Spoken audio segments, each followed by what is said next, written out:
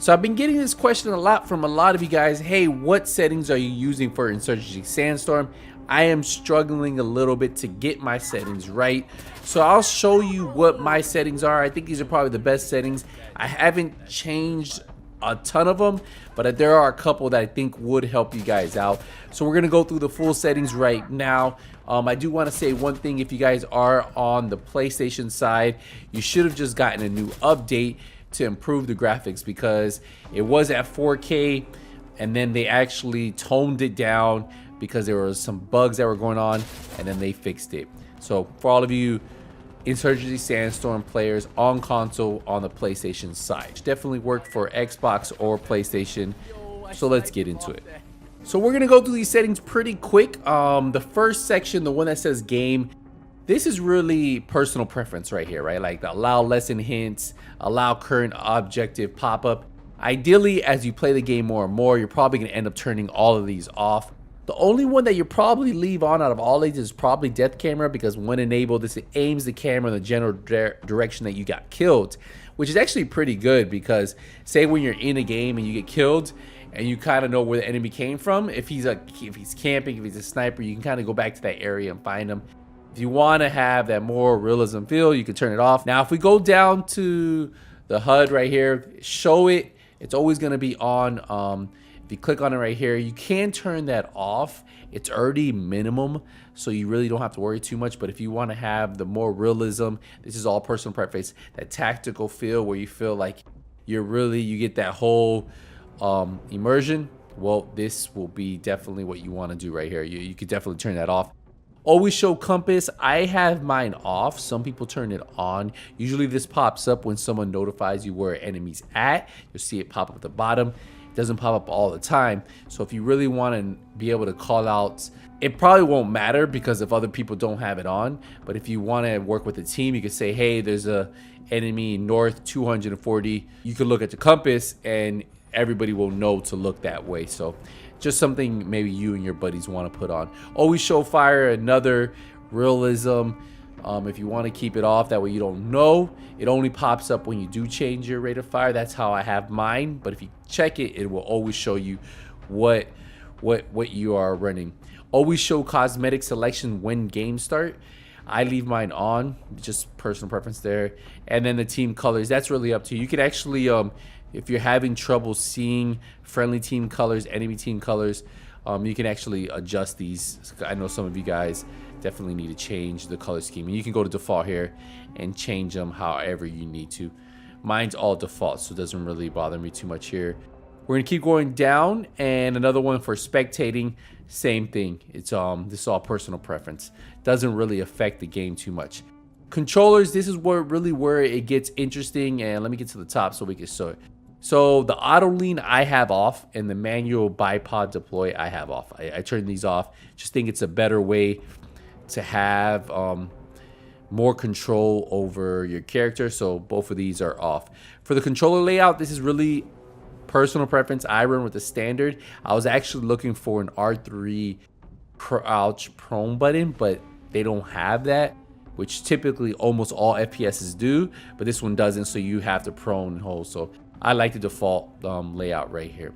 Now, the look sensitivity is at 0.8, and then the look Y sensitivity is at 0.6. So those are the two sensitivities right there. I'm not even sure, remember if this is default, but yeah, this is what I'm running. I've been playing. This is where I dropped my 34 kill game with these right here. Now, for my aim sensitivity curve, dual zone, I believe that's default. I believe I did raise my aim down sight sensitivity up to 1.5. I believe default is 1. And then for the scope sensitivity, I believe I went down a little bit. So I'm at like 0.6 and 0.5. I believe these are lower. I think they're all at 1. So I did go down for, and this is when you're scoped in. So 0.6, 0.5 is what I'm running with. And then for the 1 time, 1.5, 2 time, everything up is all at 1, and that should be default. So the main ones I did adjust are these right here. And this really has helped me, and I think these are really, you just need to play with it. But ideally, I know a lot of you guys are gonna ask what I have. Now, 2 things you wanna make sure if you are gonna mess with the F-Field division, Scaling, which I'll show you in the next one, you do want to make sure this is on. So scale sensitivity with field of view, check. And the field of view scaling prefers scoped, checked. So you want to have both of these, and I'll show you what mine is set at. We keep going down. This is all default. I haven't changed it. 100, 180 is what I'm running with. For vibration, it's at 0.5. That is default. Ideally, I would my vibration on most my controllers when I'm competitively playing, I have it turned off. So that's just personal preference, but it's up to you guys. Left stick dead zone, right stick dead zone, default. Now for video, you go over here to field of view. Look at mine's at 86. You can put this all the way up to, I think, 100 and something.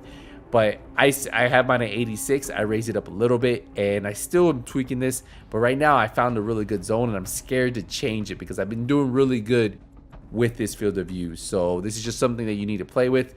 But I think playing on a monitor, this has really helped me out, this field of view right here. And that's why you want to have those other two checked. Now, I do recommend for the advanced, turn off the motion blur, and then for the dismemberment, I leave that on, right? Like if I think it's kind of cool to see. If you feel like it's messing with when you're fighting multiple enemies, well, then you might want to turn that off. But motion blur, definitely recommend turning off, and I think a lot of you guys, that would help you out. And then the final thing is audio for speakers. For the master volume, I decided to drop it down to 83. Music volume, I keep that the lowest because it's just kind of a waste of like being able to hear footsteps, right? So 42. Effects volume is 83. I believe these are max, almost maxed out. So I think the main one I changed was the music volume. Mute voice over radio beep. I personally like the voice over radio beep where it beeps and then it talks. I like it. Now, one thing I recommend is if you guys have issues where your ears start to hurt from the ear ringing, that's like when a nade hits you and you don't like that ringing sound, you can actually turn that off right here. Another one for voice chat, what I recommend if you're having issues with players talking too loud, change this right here, voice receive volume. I dropped mine on 60. Voice transmit, I just leave it 100. But if you have someone who's like yelling in the mic, or it's just you notice everybody's too loud, I noticed I had to drop mine to 60. 1.2 worked really good.